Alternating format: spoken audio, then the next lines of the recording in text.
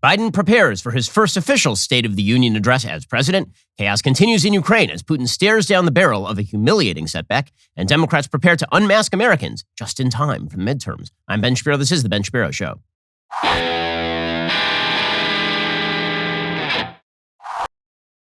Today's show is sponsored by ExpressVPN. Thousands of my listeners have already secured their network data. Join them at expressvpn.com/Ben. We'll get to all the news in just one moment. Joe Biden giving his State of the Union address tonight. The worst, most monarchic institution in American life. It's back. We'll get to that in just one moment. First, you may have noticed inflation is totally out of control, which means you are spending too much money on pretty much everything. What if there were a way for you to cut your monthly bills? Well, take a look at that monthly bill, and what you'll see is that one of your big bills is that cell phone bill. Well, it's time to stop paying for Verizon, AT&T, and T-Mobile's social initiatives. Stop paying for their thousands of retail stores across the country you never go into. Stop paying for their added perks that you've never used ever. Pure Talk doesn't charge you for any of that. Instead, they give you killer 5G coverage on the same 5G network as one of the big guys for about half the cost. The average family is saving over $800 a year. So, what's your excuse? I made the switch. You can keep your number, keep your phone, or get huge discounts on the latest iPhones and Androids. Get unlimited talk, text, and 6 gigs of data for just $30 a month. And listen, if you still want unlimited data, you can get it and still save a fortune.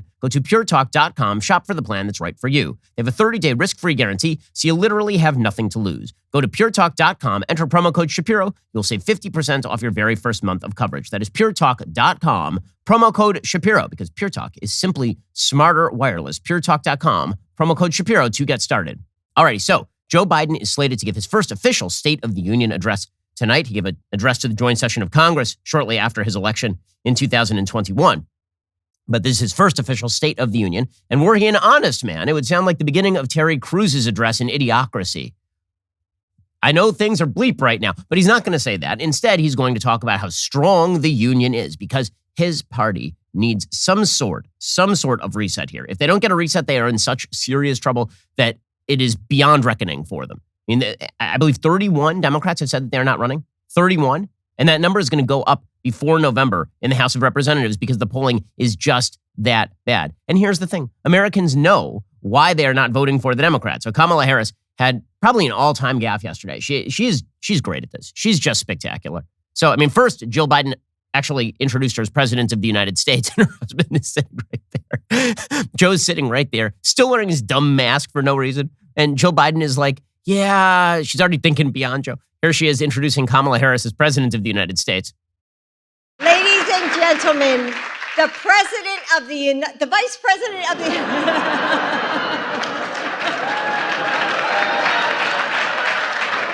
Yeah, everybody knows. I just said that to make you laugh. The Vice President of the United States, Kamala Harris. Then Kamala Harris gets up there and she does what she does best. Babble nonsensically and giggle idiotically. She is the treasure is Kamala Harris. So she said the quiet part out loud yesterday, which is that all the bad stuff that's happening, that's our fault. So here's what she said yesterday. As we all know, elections matter. And when folks vote, they order what they want. And in this case, they got what they asked for. Yep. I went off script a little bit. She realized I shouldn't have said that. That's now going to be in every campaign commercial for every Republican for the rest of this election cycle. People got what they asked for. Yep. High inflation, war abroad, a disintegrating social fabric. Yeah, that's what they got, what they asked for. According to the New York Times, Democratic governors are now looking to Joe Biden for a political reset. They met in Florida, which is hysterically funny. So they jet set it over to the state that they hate the most, the hellscape run by Ron DeSantis. By the way, a hellscape from which they basically pulled all their money because they're looking at the polling data in Florida and they know that Ron DeSantis is easily going to win re-election. According to the New York Times, Democratic governors and their allies are expressing deep anxiety about the political conditions facing their party as President Biden's approval rating slumps in a year when 36 governorships are on the line, including in some of the nation's most important battleground states. At a weekend fundraising retreat in South Florida, several governors, candidates for governor, and donors acknowledged voters' frustration with the lingering pandemic was damaging the party more than expected. They hoped that Mr. Biden's State of the Union address might serve as a pivot point. Yeah, because that's what Joe Biden is great at, is pivoting. Actually, he's more like Ross in the stairwell on Friends trying to shove that couch up the stairwell. Pivot. You can't. The couch doesn't fit, dude. It's coming at the convergence of three major events that could reorder the existing political landscape: the Russian invasion of Ukraine, Biden's first Supreme Court nomination, and the loosening of many coronavirus restrictions. Yeah, none of that's going to reorder anything. First of all, that Supreme Court nomination means nothing. It is not a swing seat. It is just a replacement of one liberal with another liberal. The Russian invasion of Ukraine is really not going to change anything because the long-term effects of the Russian invasion of Ukraine are really going to be rather deleterious to the world order. And again, one of the reasons that Vladimir Putin went into Ukraine in the first place is because he calibrated wrong. He thought because of all of the weakness that the West had been signaling for literally decades that he could walk into Ukraine. And it turns out that the West actually reacted this time. But the only reason he's in Ukraine is because of all the bad signals that were being put out by the West in Georgia, in Crimea, in Afghanistan, in Hong Kong. And finally, the loosening of coronavirus restrictions. We're not going to forget, guys. We're not going to forget that you did this to us for 2 years, that you locked our kids down and masked our kids up for 2 years. We're not going to just pretend that didn't happen now. So good luck to Joe Biden on pivoting here. The environment is not where we want it to be right now, said Governor Roy Cooper of North Carolina, chairman of the Democratic Governors Association. Yeah, that would be one of the great understatements of all time. The environment is not where we want it to be right now, said the captain of the Titanic as the water began flowing through the gaping hole in the hull. I believe it's going to get substantially better. Yeah, you can believe what you want, dude. Democrats are defending 16 governorships in November, including in Michigan, Wisconsin, Pennsylvania, Maine, Nevada, and Minnesota. Yeah, those are not going to look great, a lot of those races. Those battleground races have taken on outsized importance after Donald Trump and many in the Republican Party showed an unwillingness to accept electoral defeat in 2020. In Michigan, Wisconsin, and Pennsylvania, incumbent Democratic governors vetoed legislation that would have made it harder to vote. Yeah, so they're going to make this into, well, if you don't elect governors to these states who are Democrats, then Donald Trump will steal the election. Yeah, sure. Go with that one. I'm sure that's going to work. Republicans also see an opportunity to pick up a seat in Kansas, a conservative state where Governor Laura Kelly, a Democrat, is seeking re-election. In informal poolside chats and closed-door political strategy sessions, attendees considered what could be done to change the trajectory of the president's standing and the Democratic brand. A new poll from the WAPO, Washington Post, showed Biden with a 37% overall approval rating and a 30% approval rating among independents. On the retreat's sideline, several officials expressed frustration with the White House's political operation when granted anonymity to speak candidly. In interviews, state-level Democrats made clear they want less debate over stalled legislation in Washington and more ribbon cuttings and other events highlighting the economic and infrastructure packages already signed into law. Yeah, that's going to do it. And what's going to fix this thing is Joe Biden doddering out to Podunk, Iowa, and cutting a ribbon at the dedication of the new Corn Museum. Nailed it. That's definitely going to recalibrate how Americans are feeling about all of this. We've undersold historic investment in our country, said Governor Phil Murphy of New Jersey. And by the way, you should definitely take political advice from a guy who nearly got beaten by a person whose name I don't even remember in New Jersey and who spent $1.72 running against Governor Phil Murphy in New Jersey. Murphy said, I just got reelected in the teeth of, and then he cut himself off before noting that people are, quote unquote, mad as hell. He said they're not necessarily sure why they're mad or who they're mad at, but they're mad and they're frustrated. Nope, we know why we're mad and we know who we're mad at, dude. I'm sorry to break it to you, but it turns out we're all mad at you because you suck at your job. And we know why we're mad. That would be the ridiculous pandemic restrictions, the attempts to fire literally millions of Americans and treat them as the enemy, the attempt to indoctrinate children in critical race theory and gender fluidity. Yeah, we know why we're pissed, dude. We all, and here's the thing. The finger is pointed at you. So the Democrats are in serious trouble. And Joe Biden is looking for a bit of a reset tonight. So what exactly is he going to talk about in his State of the Union address? According to the New York Times, President Biden will use his first State of the Union address on Tuesday to claim credit for a robust economy and a unified global response to Russia's invasion of Ukraine, even as he acknowledges the pain of inflation and the struggle between democracy and autocracy around the world, administration officials said on Monday. Yeah, good luck with that. So he's going to brag about his economy, the economy where inflation is outpacing wage growth, and where the Federal Reserve is set to increase the interest rates to fight inflation, which presumably will hamper economic growth. And also where the price of gas is exorbitant. And also where you would like to spend trillions more dollars. This is your plan? This is your plan? The speech, which has been in the works for months, was originally meant to focus primarily on the president's domestic agenda, using the rare primetime platform as a way to jumpstart his stalled efforts to pass far-reaching social spending legislation. Yeah, that would have worked too. That would have been really strong. Is after we spend $7 trillion in blowing up the national debt from $23 trillion prior to 2020 to $30 trillion today, he was going to go out there and talk about his stalled social legislation, and Americans were going to rally behind the old man who can barely spew out a couple of sentences without falling all over himself. The war in Europe that erupted last week has forced the White House to ensure that Biden's address, quote, reflects a moment in time. As Jen Psaki, the press secretary, put it Monday afternoon, she said Biden will use part of his remarks to describe the administration's efforts to prevent the Russian invasion and to impose costs on Vladimir Putin of Russia. So here's the thing about the prevention of the invasion. It did not happen. And you know why it didn't happen? Because you took no preemptive measures to actually punish Vladimir Putin. You said since November that he was going to do this, and then you did nothing. And then he did it. And then you responded. And by then, it was too late for Vladimir Putin to pull out. So you basically cowardiced us into a war. What you did is you kept saying over and over and over again that we might do something, we might not do something. It depends on the size of the invasion. If it's a partial invasion but not a total invasion, then maybe the sanctions will not be all that bad. And Vladimir Putin got the impression from the West that nothing was going to happen. Because after all, nothing had happened in Georgia. Nothing had happened in Ukraine in 2014 under Barack Obama.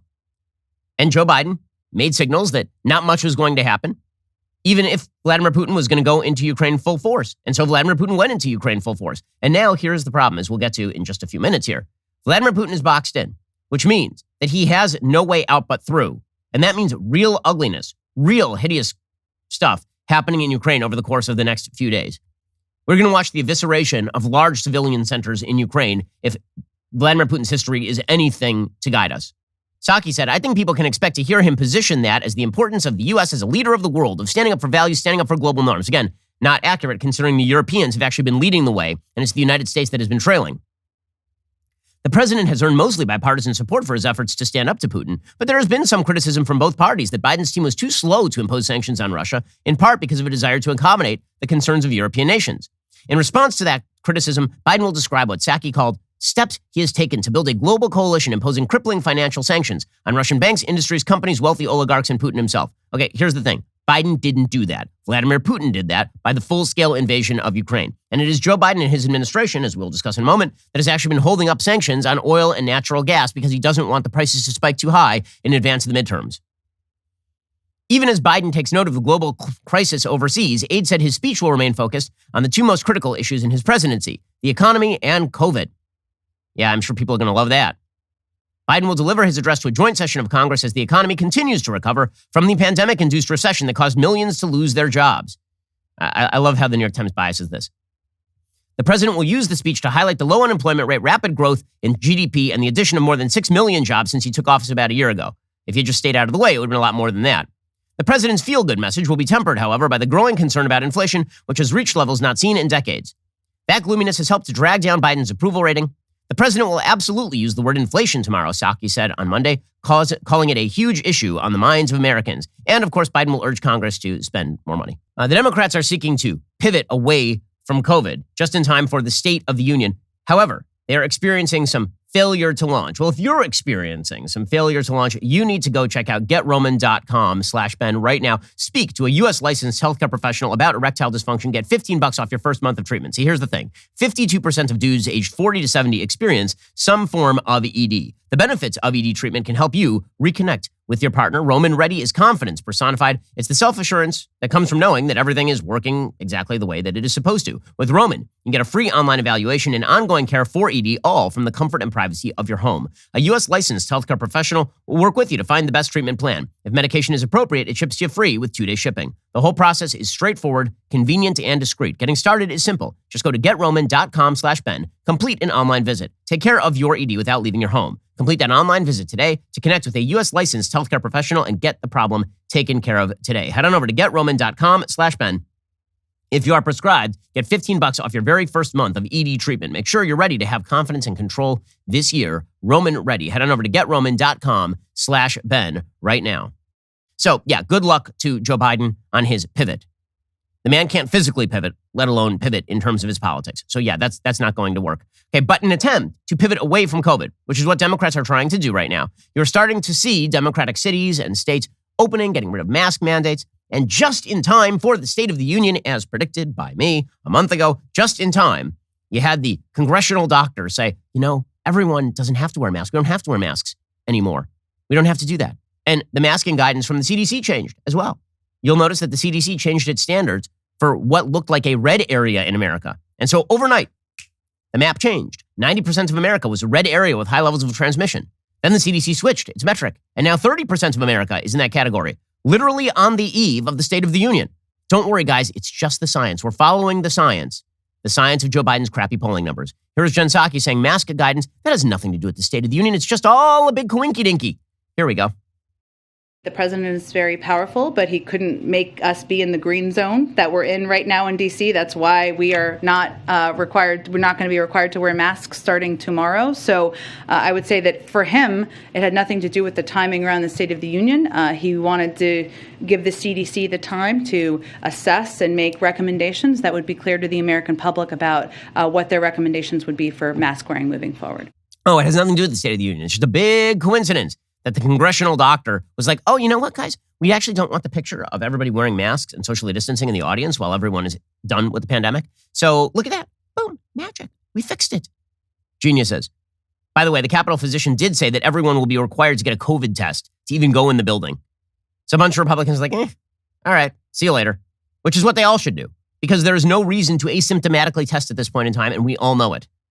So everybody with half a shred of brain in the Republican Party should be saying, I'm not going to go to the state. This is what Marco Rubio said, senator from Florida. He said, I'm not testing. I'm asymptomatic. Why would I test? Correct. Okay, but all of this is about politics. There's a Democratic internal memo from a group called Impact Research that was sent out to some of the heads of the Democratic Party just a few days ago. And here's what it said, quote, after 2 years that necessitated lockdowns, travel bans, school closures, mask mandates, and nearly 1 million deaths, nearly every American finally has the tools to protect themselves from this virus. Now, we can stop right there and just point out that we've had the tools to protect ourselves from this virus literally since last March. So no, that is not now. That was a year ago. It's time for Democrats to take credit for ending the COVID crisis phase of the COVID war, they say. Point to important victories like vaccine distribution and providing economic stability to Americans and fully enter the rebuilding phase that comes after any war. So what do they recommend? And I'm sure it will be reflected in Joe Biden's speech tonight. Declare the crisis phase of COVID over and push for feeling and acting more normal. Good luck saying this to all of the Democrats who you have trained for 2 years to be paranoid lunatics. Recognize that people are worn out and feeling real harm from the years-long restrictions and take their side. I don't want you to take my side, man. You've been lying to me. You've been lying to me. I literally picked up my family and moved from California to Florida because I don't trust you guys. And now you're saying you're on my side? You shut down the playgrounds where my kids used to play in Los Angeles, and you allowed homeless people to take over the streets and rioters to burn things down in the middle of the pandemic on behalf of racial justice. And you expect me to believe that you're taking my side? Really? Good luck with that one. They also say, don't set COVID zero as the victory condition. Oh, so you're shifting the goal posts now. How fascinating. Some of us said COVID zero was a dumb goalpost in the first place, but now you're shifting. So watch for Joe Biden to do all of this tonight. They also say, stop talking about restrictions and the unknown future ahead. So watch for Joe Biden to try and swivel away from his own COVID stupidity. And it is incredible to watch as Democrats try to claim this is all about the shift in science. It is not about the shift in science. California, Oregon, and Washington announced yesterday that they were going to end school mask mandates on March 12th. Why isn't that magical? They announced yesterday they were doing this. When is the State of the Union?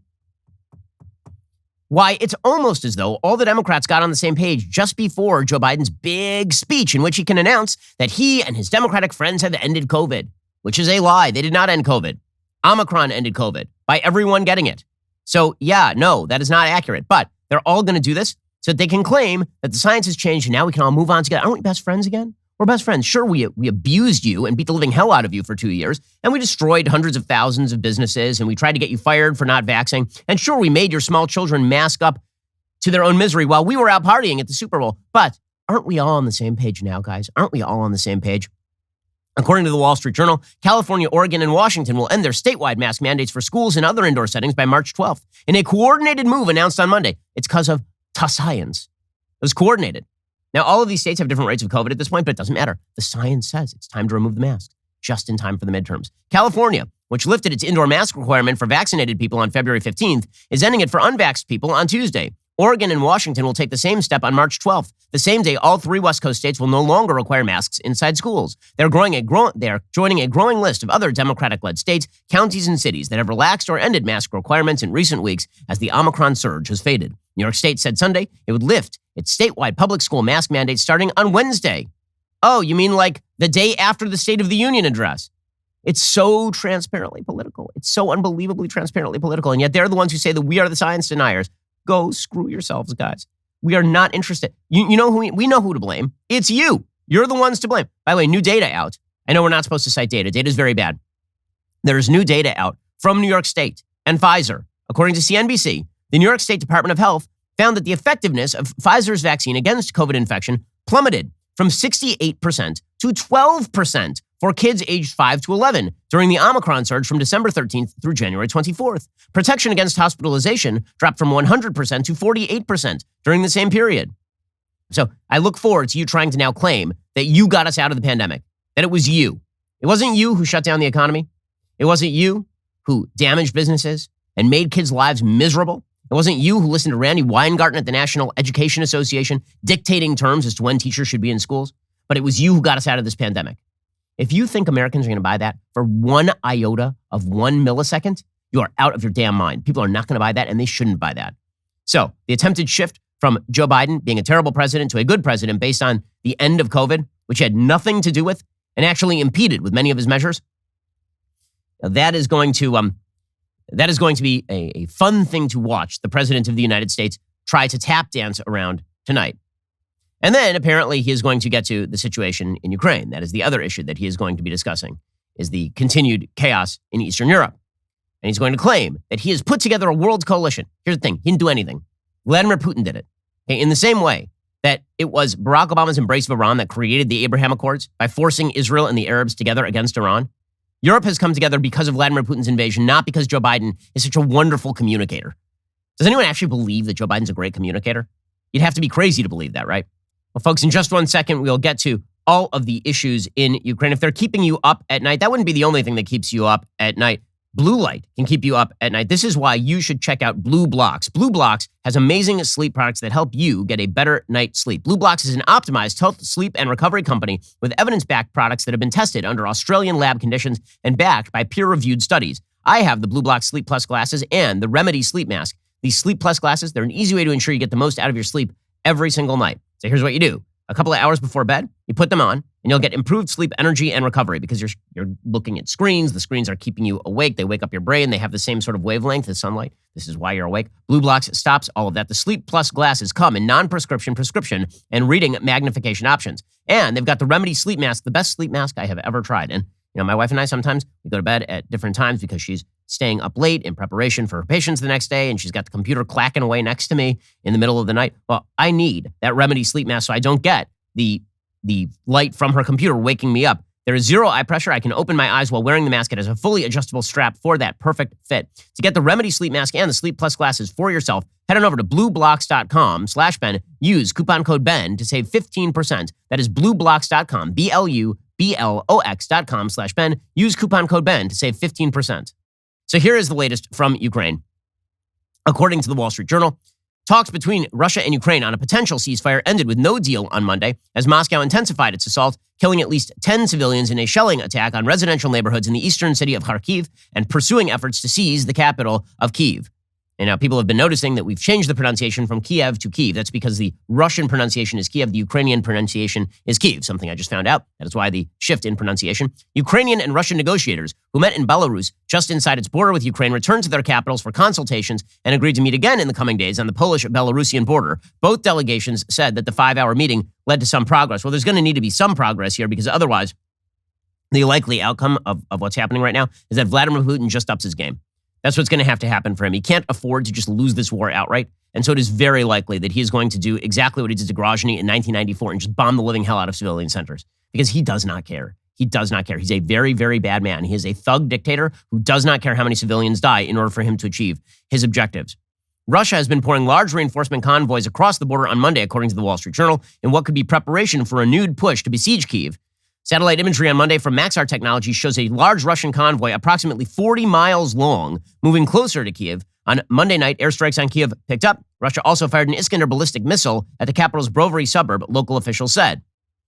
Russia appears to be preparing for a possible escalation of the war on Ukraine in an indication that Moscow may be shifting to a more destructive approach. 2 residential neighborhoods in Kharkiv, Ukraine's second largest city, came under heavy shelling on Monday, likely by multiple rocket launchers. At least 10 civilians were killed, more than 40 were injured, with the toll likely to grow because of continued shelling interfering with rescue efforts, according to Kharkiv Governor Ole Sianahubov. It's a war crime, he said.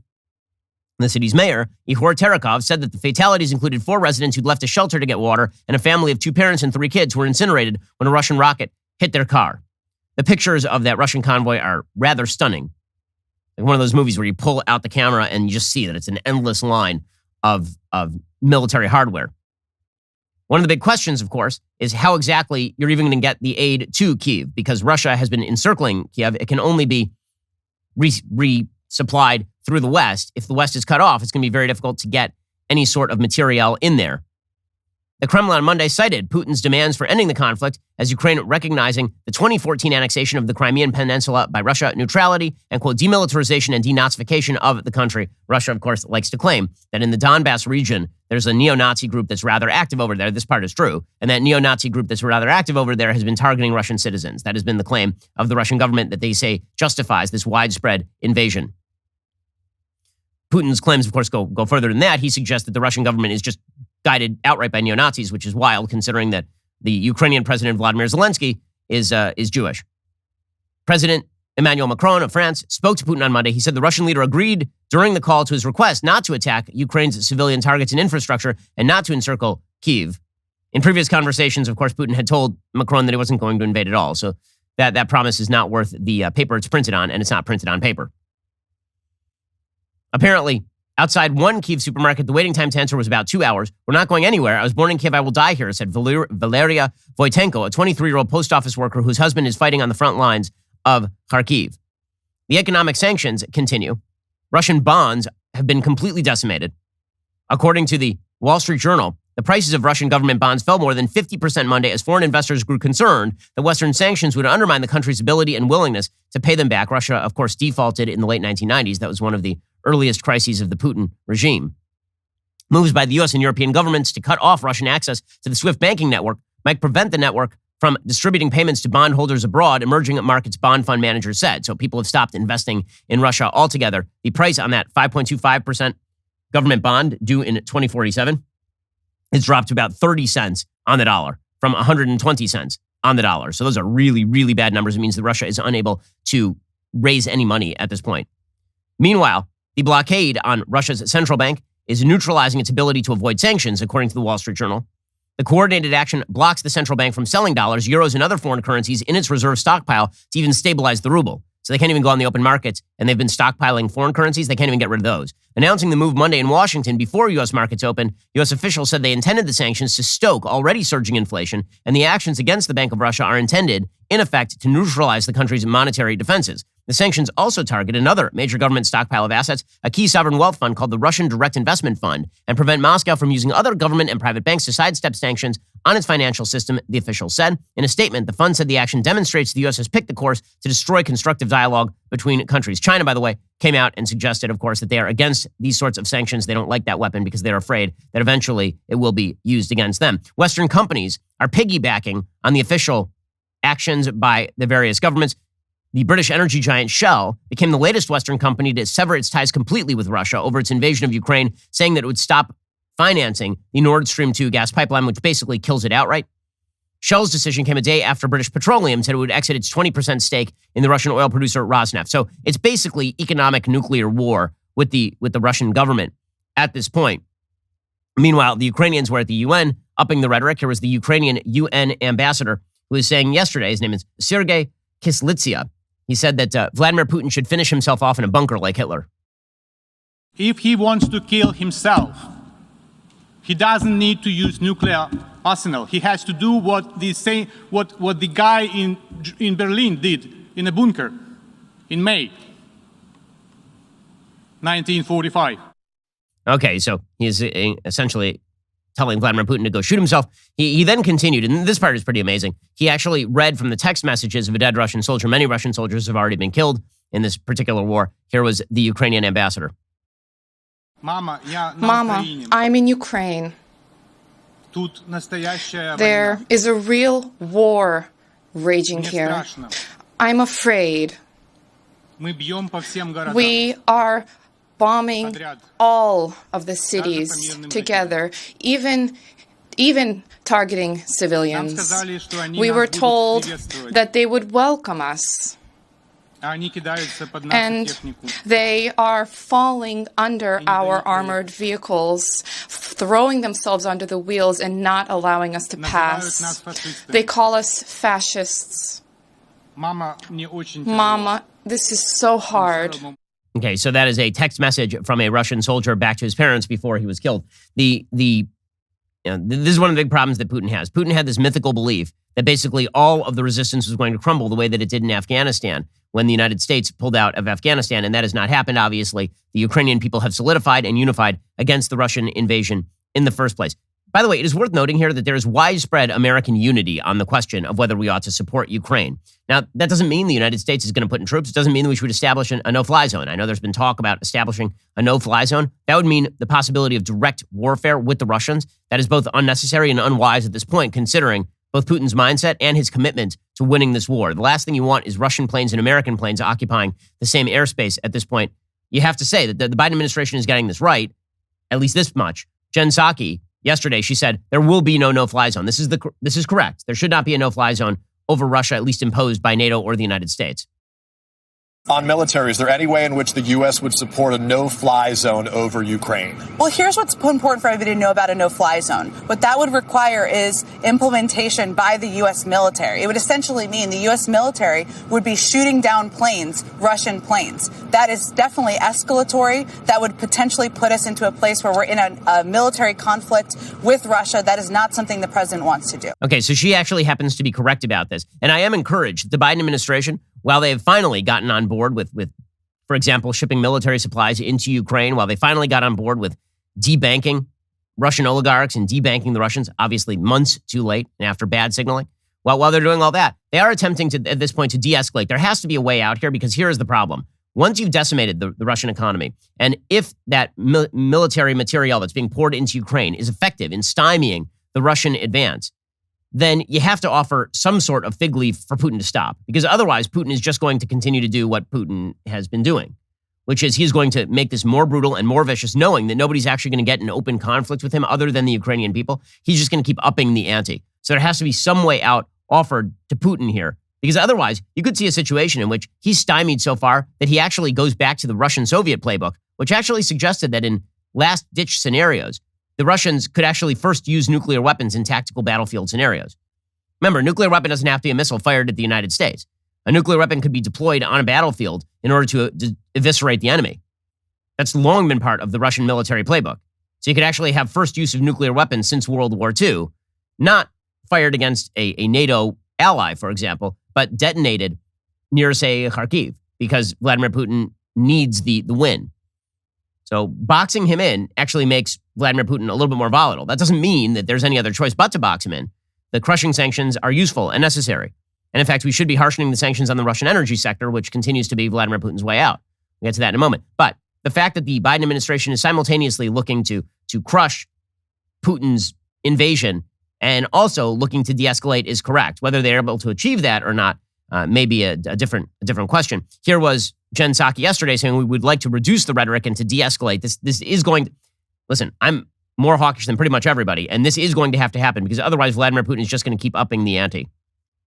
Putin is putting his nuclear forces on heightened alert. I know you responded to that. You said this is yet another instance of Putin trying to manufacture a threat that doesn't exist. But Jen, can you tell us what, if anything, is the administration doing about that threat and how concerned are you about it? I think this is why it's so important for everybody to know and understand how President Putin uses rhetoric and uses threats in order to justify further military aggression. That's what we've seen him do in the past. He has never been under threat from NATO, from Ukraine, from any country. So what we want to do right now is reduce the rhetoric and de-escalate.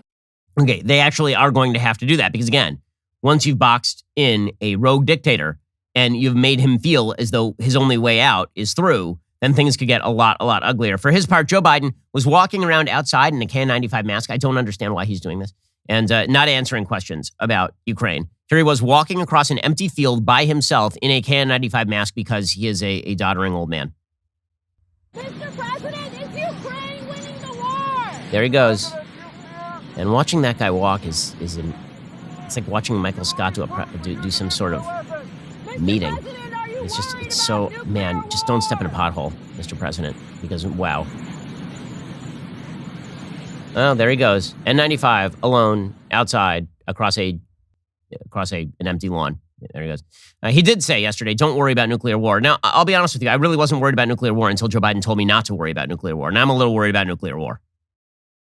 Mr. President, should Americans be worried about nuclear war? No? Okay. Well, now I'm a little worried. The State Department spokesperson, Ned Price, he said that leaders around the world continue to work together to further politically and financially isolate Russia. This is true, and it is good. Okay, it is late. Again, the problem is we have two problems. One is sort of looking back and one is looking forward. The looking back problem is, why did Vladimir Putin invade in the first place? And the answer is because you push where there's mush. And Vladimir Putin thought the West was mush and he miscalibrated. This, by the way, is how many wars get started, is one side believes the other side will do nothing. This was, for a long time, the going theory as to how the Gulf War had gotten started, is that Saddam Hussein was given signals by the West that if he invaded Kuwait, nothing would actually happen. So that is problem number one, is that going forward, you actually have to establish a serious level of deterrence. You have to make the moves necessary to solidify yourself internally to rebut any sort of aggression. And you have to make clear that there will be a price to that aggression. The United States and its allies didn't do that in the run-up to the invasion of Ukraine. Now the question is how you get out of this. And the answer is you do have to crush Putin. And at the same time, you do have to offer him some way out of this that he's going to take. Here is the State Department spokesperson.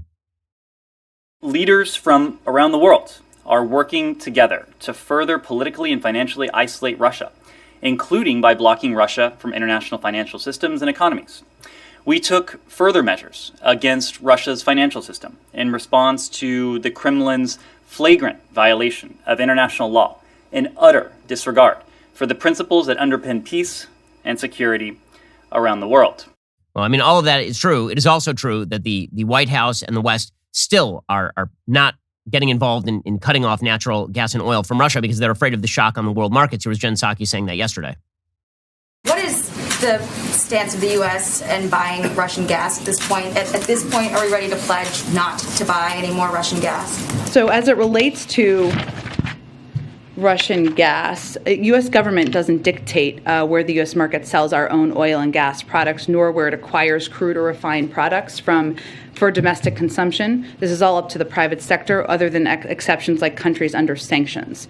Okay, in just 1 second, we'll get to the long-term impact of what happens in Ukraine, because the world order has reshifted. Okay, there is a new world order, but it's more like a new world disorder. We'll get to that in just one moment. Here's the thing. Right now, you're paying too much for gas, and those gas prices are about to skyrocket.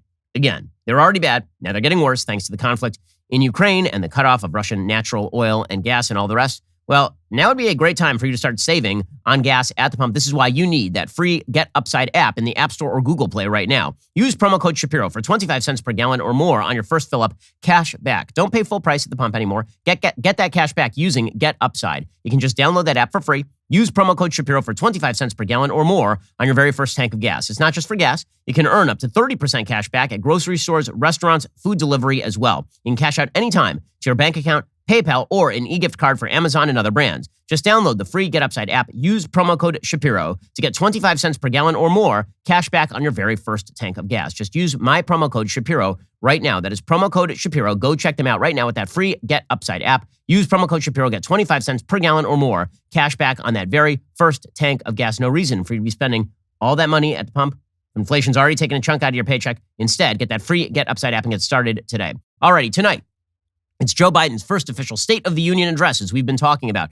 There's one thing I guarantee you're not going to hear. Anything true. That's because the Biden presidency is a giant, giant disaster. Of course, Biden isn't going to say that.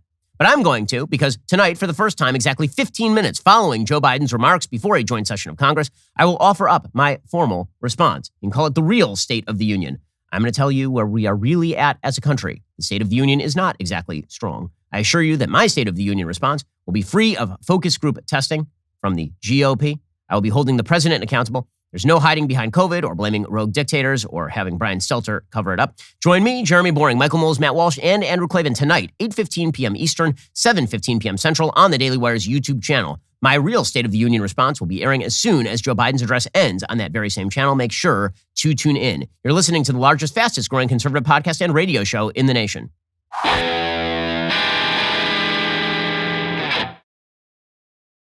So if you look at the long-term impacts of what is happening in Ukraine, you're starting to see the beginnings of a really reshifted world order. So first of all, the Europeans are now actually going to rearm. The Europeans have decided that they are going to get tough. They are no longer going to engage in the delusion where Greta Thunberg actually ran their foreign policy. They're not going to do that any longer. European Parliament announced this morning that they've now accepted Ukraine's application to join the European Union. A special admission procedure has now begun. So Ukraine is now going to be joined into the EU. Meanwhile, you've seen Germany completely U-turning on its entire perspective on foreign policy, according to DNYUZ.com. It took an invasion of a sovereign country nearby, threats of nuclear attack, images of civilians facing off against Russian tanks, and a spate of shaming from allies for Germany to shake its decades-long faith in a military-averse foreign policy that was born of the crimes of the Third Reich. But once Chancellor Olaf Scholz decided to act, the country's about-face was swift. February 24th, 2022 marks a historic turning point in the history of our continent, said Scholz. He's announced that Germany would increase its military spending to more than 2% of the country's economic output, beginning immediately with a one-off 100 billion euros or $113 billion to invest in the country's woefully under-equipped armed forces. He added that Germany would speed up construction of 2 terminals for receiving liquefied natural gas, part of efforts to ease the country's reliance on Russian energy. He said at the heart of the matter is the question of whether power can break the law, whether we allow Putin to turn back the hands of time to the days of the great powers of the 19th century, or whether we find it within ourselves to set limits on a warmonger like Putin. The events of the past week have shocked countries with typically pacifist means, as well as those more closely aligned with Russia. Both have found the invasion impossible to watch quietly. Viktor Orban, the generally pro-Russia anti-immigrant prime minister of Hungary, who denounced sanctions against Russia just weeks ago, reversed his position this weekend. Japan, which was hesitant to impose sanctions on Russia in 2014, strongly condemned last week's invasion. Well, the reason they did that is because they're looking across the water and they see China right there. In fact, the former prime minister of Japan, Shinzo Abe, he came out and he said that perhaps Japan should consider hosting American nuclear weapons on their soil, which is a massive reversal.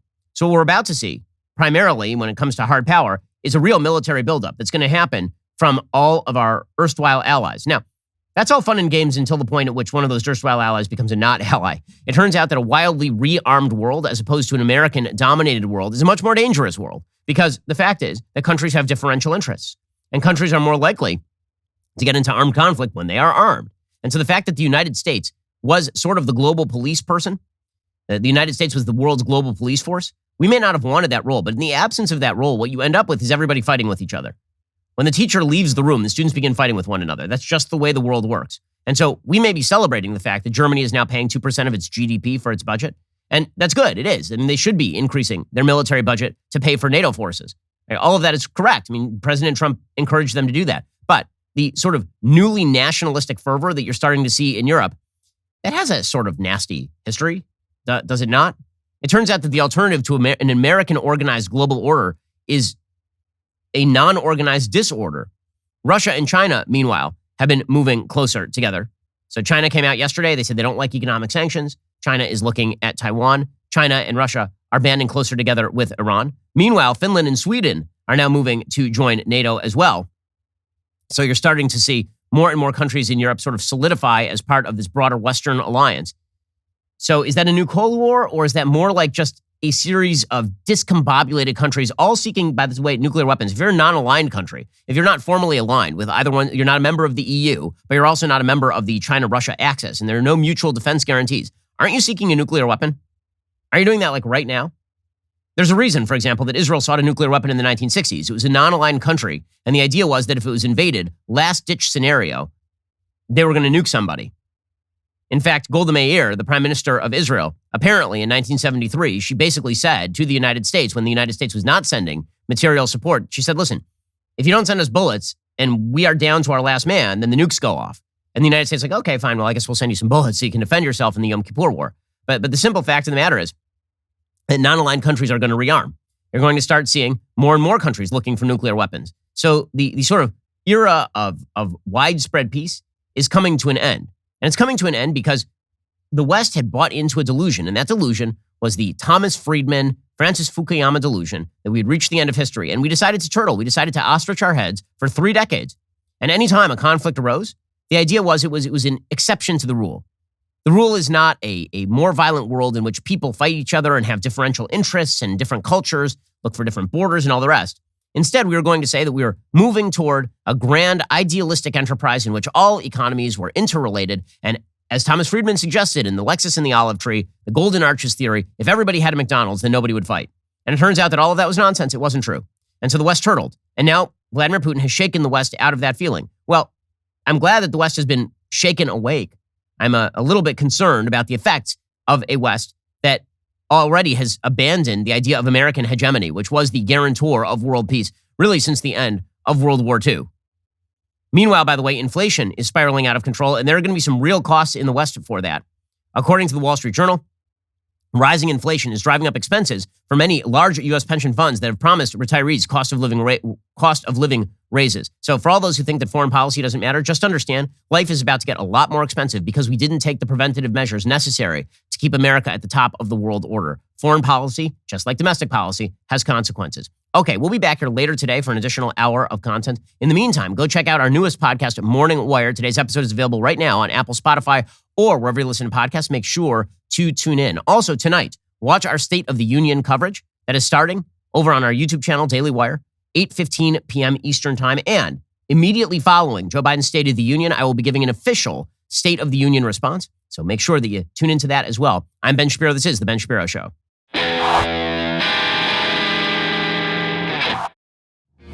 The Ben Shapiro Show is produced by Elliot Feld, executive producer Jeremy Boring. Our supervising producer is Mathis Glover, and our production manager is Pavel Wydowski. Associate producer Bradford Carrington. Editing is by Adam Sayevitz. Audio is mixed by Mike Coromina. Hair and makeup is by Fabiola Cristina. Production assistant Jessica Crand. The Ben Shapiro Show is a Daily Wire production. Copyright Daily Wire 2022. John Bickley here, Daily Wire editor-in-chief. Wake up every morning with our show, Morning Wire, where we bring you all the news that you need to know in 15 minutes or less. Join me and my co-host Georgia Howe for daily coverage of all the biggest stories on Morning Wire.